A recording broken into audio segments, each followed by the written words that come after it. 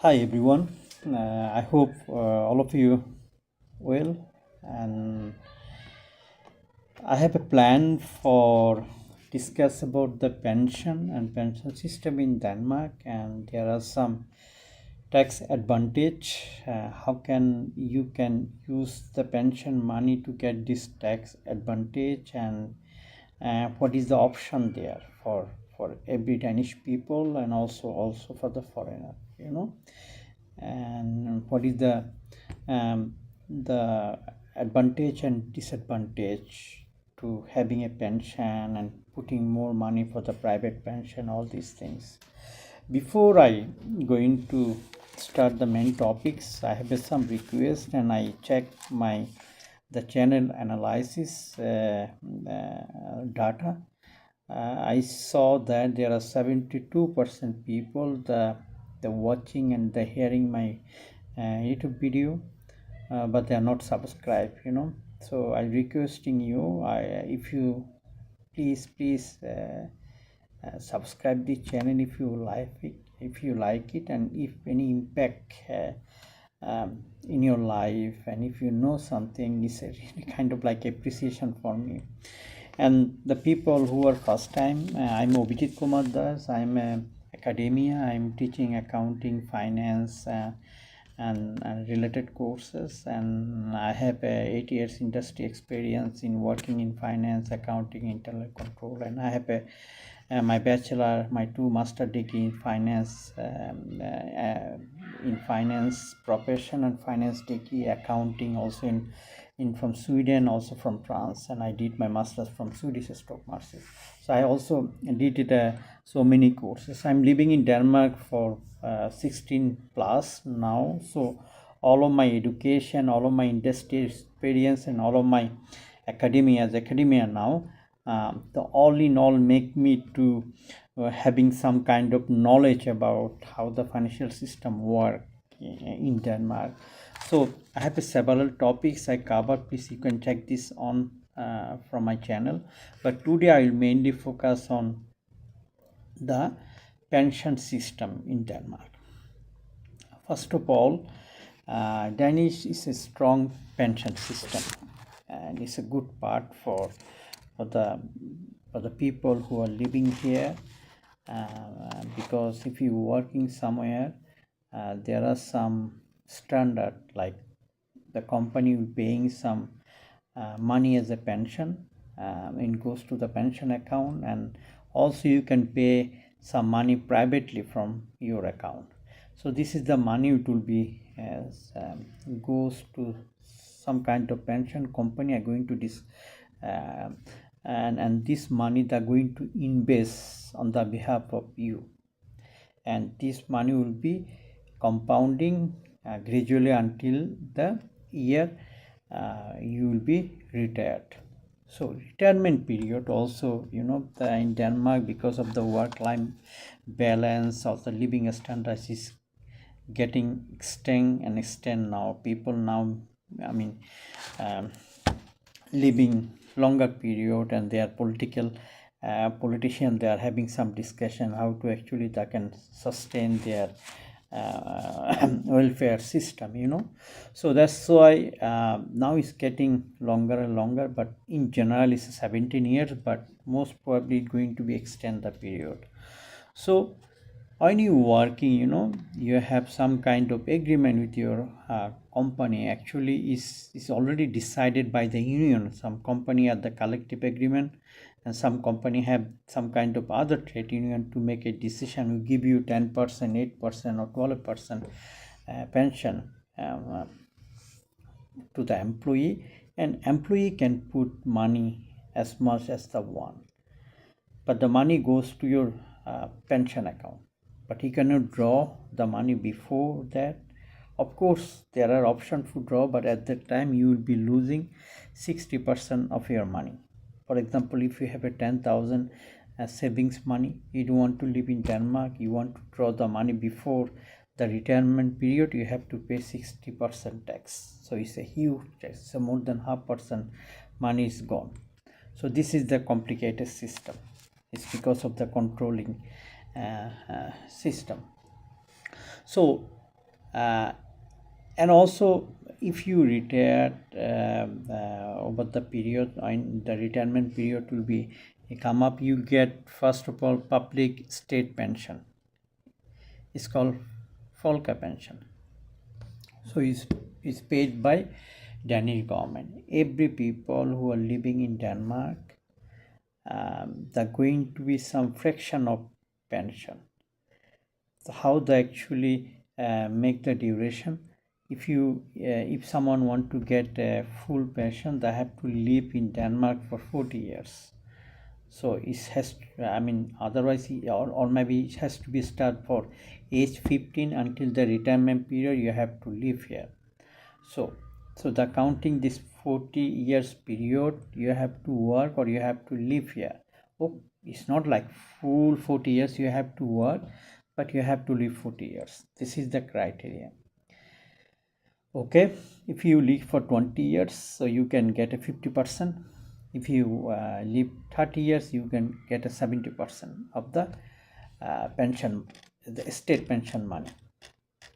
So in general, as I see, I have make some note because there are a lot of numbers and a lot of the compliance needed to express the point. So you see, as a single man, you're going to get 16,273 DKK before tax, but you have to pay tax from that. So after paying tax, is actually not more money, is only like 7 to 8,000. I depend on how much tax further or tax exemption you have that. Or you are married couple, they are even lower. You're getting only 12,000 because the split that amount is a basic amount. For the single person is a 7,544, but the merit is 7,544. It's the same. But the pension supplement, pension tilak is a pension supplement you getting if you are single is 8,720 DKK month, but the merit you're getting only 4,467. So on your total, on your single, it's going to be totally 16,273 DKK, and merit you getting for 12,000 DKK before tax. So I already mentioned every citizen in Denmark you have to pay tax. So this is the high pay tax country. So you want to get this state pension, you have to live for 40 years to get a full pension. The amount, of course, there are some kind of changes happen, but the framework, the benchmark is this amount. So if you live the year 20 years, you getting fraction. It means proportional is in Danish called brøkpension amount. So according to your money will be. So any citizen who living in Denmark, actually it's not possible to depend their life based on that state pension amount. So you have other possibility, but you have to make a plan for that. How do you make a plan? That's actually my the whole discussion for today. So I already mentioned there are occupational or workplace pension, the company paying the pension for you some certain amount for your base salary, like 10% to 12%, if it depend on how the agreement happened. Some company paying 10%, some company paying 20%. So company also have some agreement with some pensions service providers, for example, like PFA, Danica Pension, Bailey, ATP Pension. PFA and the Danica Pension.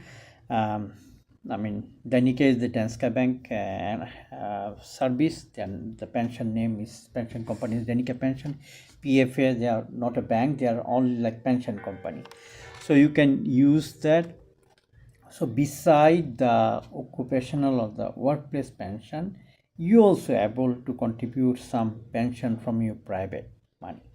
So this is the money, actually you don't have to be pay tax right now, and money will be go directly without paying the tax. Then money will be invested and it will be compounding until the your return period. So this is the best chance. This is a good chance for the people to putting more money as a private pension. So you don't have to pay tax now, but you have to pay tax later on. So this is actually called as a elder pension. So elder pension that will help you until the period you live after the retirement, so it's a elder pension means life retirement pension for lifelong. So this actually the good option. So you get some kind of money from the state pension, then the money you getting from your private pension, the pension, for example, for you deposit or you company paying all are together, the money will be invested. The one more thing I can like to point out, some of the pension company the pension money you can invest by yourself, and some of the company there are no option. You can only determine your risk tolerance or time horizon. Risk tolerance, you are a high risk tolerance or medium tax tolerance or high risk tolerance. Based on the risk tolerance, return will be the fluctuated. So I know the Danica pension also possible to invest money. You can control your pension money, you can choose the fund, you can invest that. Also PFA also possible that, but the pension plus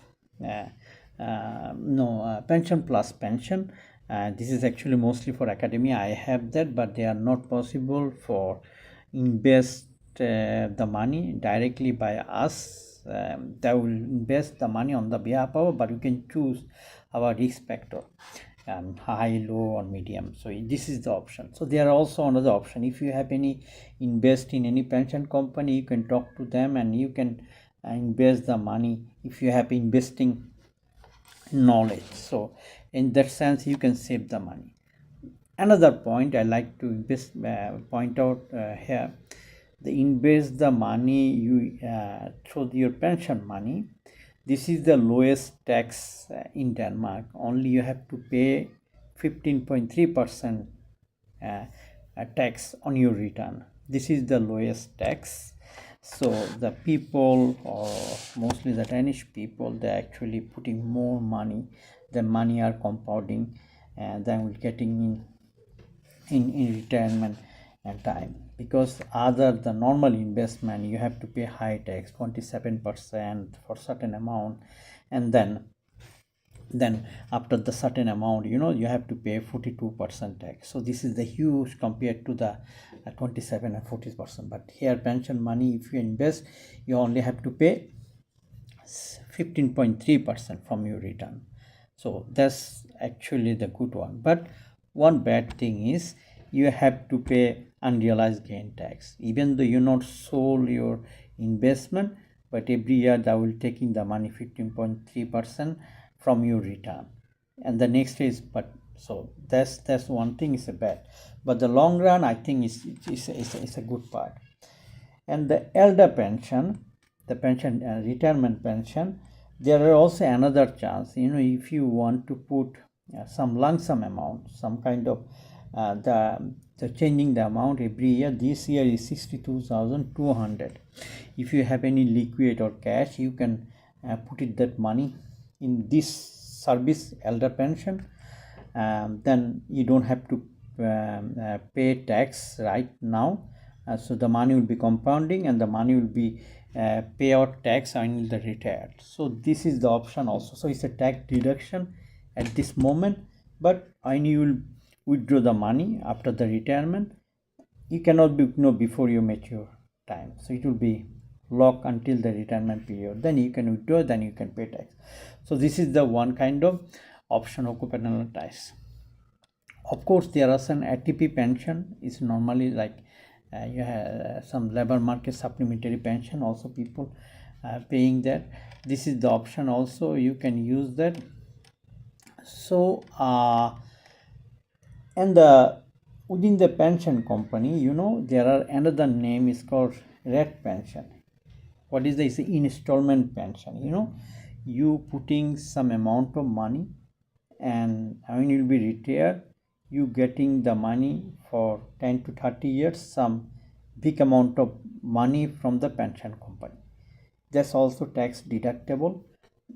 For example, you can this year the the amount is 68,700. So the amount is always the changing, they are not fixed for every year. So this year you can put some lump sum amount 68,700, and that will be same process, that will be invest, and if the make a money you have to pay 15.3% tax, and the money you putting 68,000 will be tax deductible. Right now you don't have to pay now the tax now, but when the retired, when money will be draw, at that time you have to pay tax on that. So that's also the good. In the long run money will be compounding, that's a good part also. The another option also pension company has called elder sparing, retirement saving. So it says this is the money not tax deductible, because it means like you already pay tax, your money received from your bank after paying tax, and this money you can invest, and the money will be invested on the pension company. It will be compounding. The money will be generated or returned, you have to pay 15.3% tax. So there are three service from every pension company.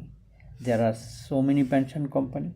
Of course you can due diligence which one is best, which one is cost maximize for you. So this is your job to figure out, and so you can choose any of them. But the elder pension is quite common, everyone use that because it's a company paying, that's also going, and you can private money also going for that. But if you have extra private, extra lump sum, you can choose the red pension or elder sparing.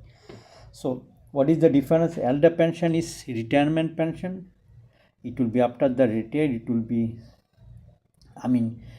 you getting some pension money from your private pension until the life you live in this earth.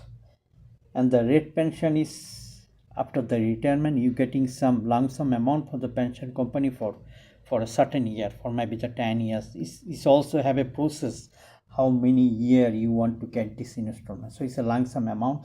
So you can put 68,700 this year. If you want to continue for every year, you can do that, but it's tax deductible, you don't have to pay right now. So you get it the money after the retirement, and installment you get, but it's a good also for that, because the money will be compounding, you're only paying 15.3%. In the elder sparing, I already say, but they are only limited money, 9,900 you can deposit or elder sparing, and then you can money will get after the retirement. After when you retire, you get it all the money. They are only 9,900 for 2026. So you can choose that. You can choose any one of these. Of course you already in the elder pension, retirement pension automatically, if you have a job in Denmark, if you have a paying some private pension. So this is the option I already mentioned. This is all a private, and plus you getting some state pension, depend on how many year you living, then it will be fraction. I already mentioned that. So I'm not going to be it's already about 20 minutes now. So it's actually really good for long run if you put some private money and take the opportunity to invest the pension money and controlling by yourself, and the money will be compounding along the way, and you only have to pay 15.3%. So I hope you like it. Do you think it's any useful information? Please comment, or if you don't like, or you can also make a some feedback or constructive comment also, that I try to develop that. If you like it, or if you think it's create any value, please follow this channel and subscribe. I hope it's help you to understand the Danish pension system. Yeah, thank you so much. Yeah, bye. Yeah, have a good day.